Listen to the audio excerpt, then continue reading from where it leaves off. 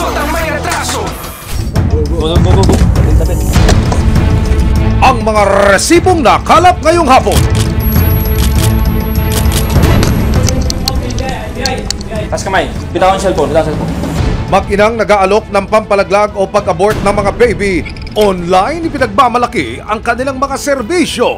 Maging ang buong-buo na raw na bata sa sinapupunan, kaya pa nilang gawa ng paraan.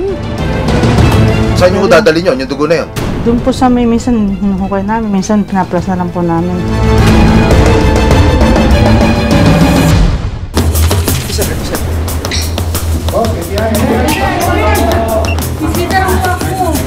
Hindi. Naiyak, nagulat at halos hindi na makapagsalita ang mga babaeng ito nang pasukin ng mga otoridad ang condo units na ito sa Pasay City. Relax lang kayo. Sa isang kwarto, mga dayuhang parokyano at ilang Pilipino naman ang naabutan ng mga otoridad. Hinihinalang sila raw ay mga biktima ng pambubugaw online at sex trafficking. Ano man reklamo, bibigyan tugon. Bawat hinaing at problema, hakanapan ng solusyon. Ito ang bago ninyong sandigan, hindi palalampasin ng mga tiwali at maling gawi. Dito, walang ligtas ang abusado at lalong walang lusot ang may atraso. Dahil ang lahat, hakanapan natin ang resibo. Magandang hapon, ako po si Emil Sumangil. Sa panahon ngayon, halos lahat ng bagay at serbisyo pwede na raw makuha o mabili online. Maging ang pagkitil sa buhay ng mga bata sa sinapupunan, one click away na lang. May social media page na may price list pa? Bawal na bawal po yan! Inilapit ng resibo sa National Bureau of Investigation, Anti-Organized Transnational Crime Division o NBI-AOTCD ang mga online pages na nag-aalok ng abortion sa mga buntis. From 1 month to 8 months na bata, kaya raw nilang ilaglag. Nag-conduct tayo ng cyber surveillance at nakita natin dun sa isang Facebook page na mayroon doon na nag-o-offer ng abortion. Nag-a-advise sila kung paano, tsaka mayroon mga testimonials doon ng mga success. So, ginawa natin, in-engage natin itong Facebook page na to. Nakipagpalitan ng mensahe ang mga otoridad sa kumukuha raw ng kliyente na itatago natin sa pangalang Iris, hindi niya tunay na pangalan. Laking gulat ng NBI na mabilis napapayag si Iris sa kanilang usapan. Ang sinabi lang namin is, buntis ako, gusto kong magpalaglag. Ganito yan, ganito ang gagawin natin. Okay. Ano yung procedure? Pero, nang nagkasaraduhan na ang NBI at si Iris sa appointment sa kanilang clinic, September 9, eksklusibong nakasama ang resibo sa ikinasang entrapment operation ng NBI-OTCD. Paano nag-proceed yung operation ninyo? Tinatanong-tanong muna kung ano yung procedure, sino ang gagawa, kung OB ba ang gagawa. Ang sinabi naman niya ay midwife daw. Sabi niya, all in, 20,000. So, sinet na natin. Doon na natin kinasa yung entrapment operation. Ang sisti raw may nakatokang susundo sa pregnant client sa napag-usapang Mita Blaze. At para sa entrapment operation na ito, walang kamalay-malay ang suspect sa patibong ng mga otoridad. Mahulog kaya siya sa kamay ng batas? Ilang saglit pa dumating na ang sinasabing midwife na magsasagawa daw ng abortion. Hanggang sa isang mensahe ang natanggap ng mga operatiba. Ano po yan, attorney? Anong sabi? Money down. Abortion na inaalok online, inaksyon na ng resibo kasama ang NBI, OTCD. Money down. Go.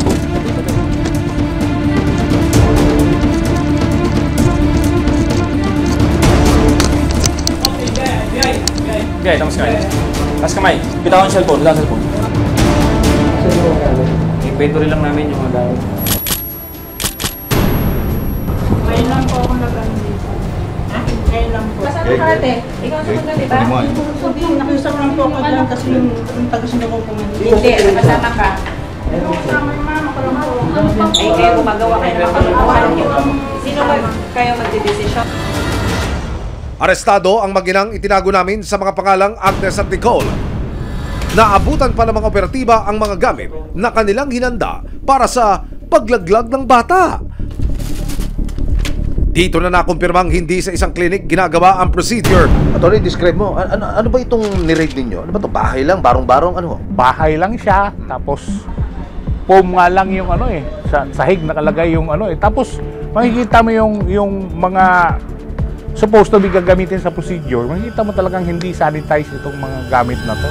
Nang hanapin ng mga otoridad si Iris na kanilang nakausap online, missing in action si Iris sa buong pangyayari at nang tanungin ng NBI kung sino ang taong nagbibigay sa kanila ng mga kliyente, todo deny ang isa sa akusado. Pero sa aming panayam sa nahuling suspect na si Agnes, paano po kayo natuto sa ganitong kalakaran? Alam po.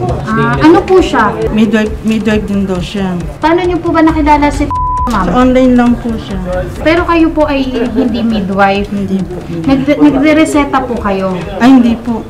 Si ano po napapadala niya si takasan ang pag-amin ni Agnes tungkol sa krimen. Ang ginagawa lang po napagyada rito, nalagyan lang po ng gamot tsaka goma, yun lang po. Tapos pinauwi na. Sinubukan din naming kunan ng pakayag ang anak niyang si Nicole na siyang sumundo sa mga asset ng NBI pero no comment na raw siya. Dinala ang mag-ina sa NBI matapos mahuli. Taas kamay. Bitawan ang cellphone. Mag-inang nag-aalok ng pampalaglag o pag-abort ng mga baby, online ipinagmamalaki ang kanilang mga serbisyo. Maging ang buong-buo na raw na bata sa sinapupunan, kaya pa nilang gawa ng paraan? Para sa entrapment operation na ito, kasama ang resibo, walang kamalay-malay ang suspect sa patibong ng mga otoridad. Money down. Okay, tapos kamay. Taas kamay. Bitawan ang cellphone. Bitawan ang cellphone. Bitawan ang cellphone. Bitawan ang cellphone.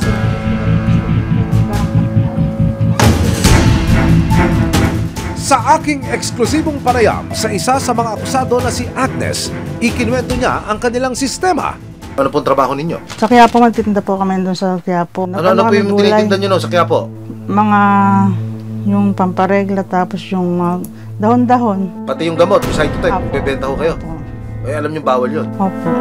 Ikinanta rin ng akusado ang hatian sa kita. Magkano muna ang singil? Sinisingil namin isang 20. 20,000. Opo. Magkano ho napupunta Bibili sa sa inyo? amin sa 5,000, mas 3,000. Ayon pa kay Agnes, may mga araw daw na hindi bababa sa 3 ang nagpapalaglag sa kanya ng bata. Sa experience ninyo, gaano karami sa isang araw ang nagagawa nyo? Pinakamarami po tatlong tao. 3 tao po Opo, sa loob opo. ng isang araw. Minsan po, Araw-araw ho yun, 10 linggo. Hindi po. Minsan po bihira lang, minsan isang linggo, 2 beses. Opo. Minsan isang beses lang ganun. So ilang buwan ho yung pwede pang gawin? 1 to 6 months ganun. 1 to 6 opo, months, opo. okay. Pero pag 7 na, pinapangaralan na namin siya na tuloy mo na lang, ilang buwan na lang lalabas na yung buhay. Okay, ma'am. Nagbibigay ka rin pala ng advice ha, Agnes. Pero mas nakababakala ang kanyang ibinunyag. Yung nakukuha sa Hindi sinapupunan, saan nyo Pag isang dinadala yun? buwan lang po kasi minsan dinadala nila ng nagpapalaglag, sila kumukuha. Minsan naman pinaplasan namin kasi dugo pa lang kasi po yun. Saan nyo Pero dadalhin yun? Yung dugo na yun? doon po sa may minsan hinuhukay namin, minsan pinaplas na lang po namin. Kasalukuyang nakakulong sa NBI Detention Center ang mag-ina. Haharapin nila sa korte ang patong-patong na kasong isinampa laban sa kanila. Ang ikakaso natin sa kanila ay yung illegal practice of medicine, yung dispensing sale of pharmaceutical products, tapos sale of unregistered health products and misbranding of health products, tsaka intentional abortion.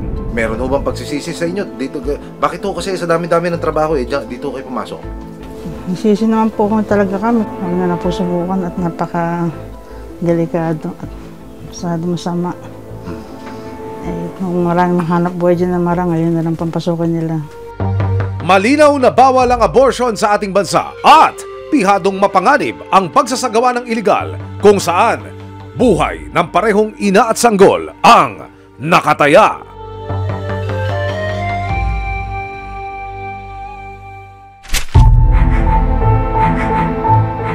Sa tulong ng patuloy na cyber patrolling o pag-iikot sa cyberweb ng National Bureau of Investigation, Cybercrime Division o NBI-CCD, natunton ang di umano'y nangyayaring human trafficking o bentahan ng mga Filipina online sa loob ng ilang condominium units sa Pasay City. Sino ang nasa likod ng di umano'y malawak na online pambubugaw na ito. Nung na-discover niyo po yung operasyon nito online, ano ho ang nakapukaw ng atensyon ninyo kumpara sa ibang online operation? This had been going since pre-pandemic itong ganitong klase ng modus. Pinopost itong mga babae sa social media applications and then nakapost doon yung pictures nila. We determined na ito ay nag-ooperate sa isang condo residence dyan sa may Pasay. Ang modus, may menu kung saan pipili ang kliyente ng babae at ng serbisyong gustong i-avail. Aba, ibang klase. Online registration lang ang peg. Sa isang messaging app na na-penetrate po ng NBI, na-discover nila kung paano ibugaw online ang mga babae sa kanilang mga parokyano.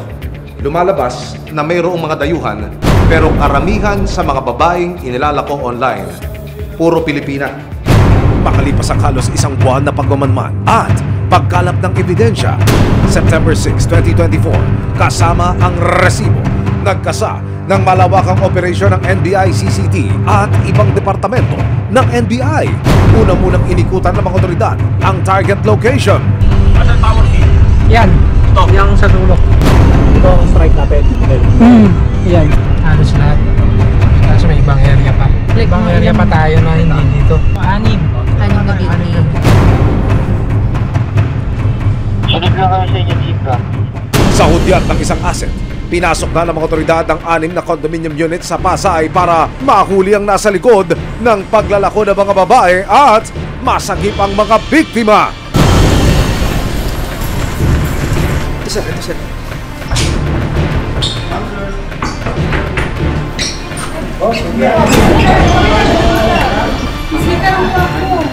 Hindi ay. Dito ba? Dito. Disable.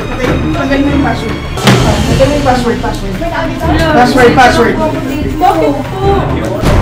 Sa unang unit, bumungad ang 4 na babaeng ito na tila walang kamalay-malay. Ang ilan natulala at naiyak dahil sa takot. Relax lang kayo. Saan po dito? Hindi ko kasi alam eh. Relax lang ha. Masisip lang namin kayo ha. Sa pagkakalugog ng mga operatiba kasama ang resibo, nadiskubre din ang ilang mga damit na ginagamit daw ng mga biktima sa kanilang mga booking. Kulong po kami? Ilan po kayo? 4. Sige, upo lang kayo, upo. Sa ibang units naman, naabutan ng sinasabing stay-in ng mga biktima. Ngayon, may information kami na dito diniting yung mga traffic victims. Dito yung temporary quarters nila. Namataan din ang computers at laptop sa isang kwarto kung saan daw isinasagawa ang malalaswang transaksyon. Yun ho ba mga biktima na binabanggit nyo rito online lang silang binubugaw o old school, yung binibitbit patungo sa customer? Pinupost nila itong mga kababaihan sa social media application. And then doon sa social media application na to, doon po namimili itong mga kliyente. After booking, sasabihin na po kung saan room diretso, and then pupunta po doon yung biktima natin. Doon na rin po nangyari yung bayaran. 4 hanggang 14,000 raw ang bayad sa mga inaalok na serbisyo at ang kalahati nito'y napupunta di umano sa kanilang mga boss na nag-aalaga sa kanila. Mga dayuhan daw ang madalas na parokyano ng mga Filipinang na-rescue. Mostly ang mga parokyano nito, mga POGO workers. So after doon, magbubook sila, sasabihin kung anong room ang pupuntahan nila. Pagdating nila sa room na yon, nandun na yung saka darating yung ating biktima.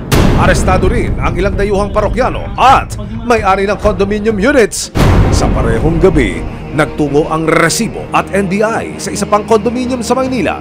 Dito raw naglalagi ang boss na si Warwick na siyang nasa likod umano ng pambubugaw online.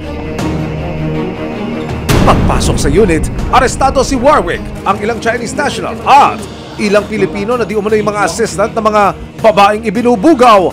I was thinking for violation of human trafficking.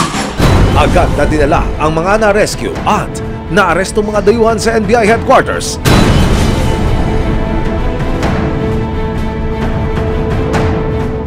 Nakapanayam ng resibo ang isa sa mga biktima. May friend po kami na kakilala na nag-offer sa amin mag-work dito sa Manila. Kasi po magbe-bare months, inisip po namin, syempre mag-iipon din po sana para kahit papaano may panggastos din. Sa isang araw po, pwede ka pong kumita ng mga nasa 10K to 15K po kasi. Nakausap din ng resibo si Ana, hindi niya tunay na pangalan. Siya raw ang isa sa mga sumasala sa mga babae para matiyak na pasado ito sa kanilang mga kliyente. Ang sahod ko po is 18K po, monthly po. Minsan din po kasi ako rin po yung nag-i-interview, pinipicturean ko po yung nila at saka yung chan. Kapag may stretch mark po, pag pangit po yung muka, hindi po sila qualified. Pag bata po, mas maganda. September 10, 2024, iniharap ng NBI sa publiko ang mga nahuling suspect at ipinakita rin ang mga ginagamit na sex toys na naging resibo ng kanilang malaswang negosyo. We were able to rescue the individuals. 5 of whom are Chinese and then yung isa Malaysian and then yung 4 Filipinos. And then we were able also to rescue 27. Sinubukan ng resibo na kunin ang panig ng dalawang suspect na Chinese nationals pero tikom ang kanilang bibig at hindi nagpaunlak ng panayam. Sir, we are from GMA, a local network. Can you give us your name?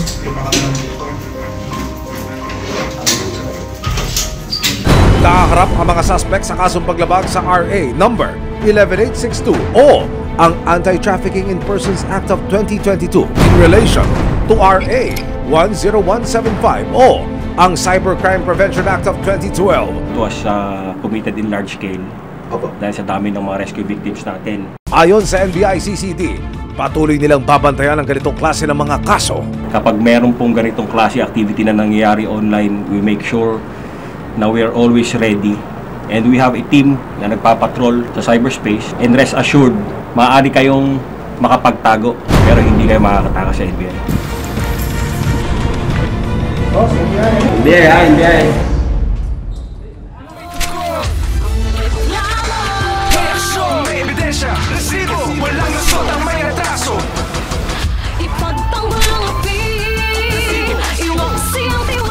Sama-sama nating ituwid ang tiwali at baluktot. Itakwil ang maling gawi at modus na bulok. Walang ligtas ang kabisado at lalong walang lusot ang may atraso. Dahil ang lahat, hahanapan natin ang resibo. Hanggang sa muli, ako po si Emil Sumangil. May tugon, may aksyon, may ebidensya, resibo, walang lusot ang may atraso.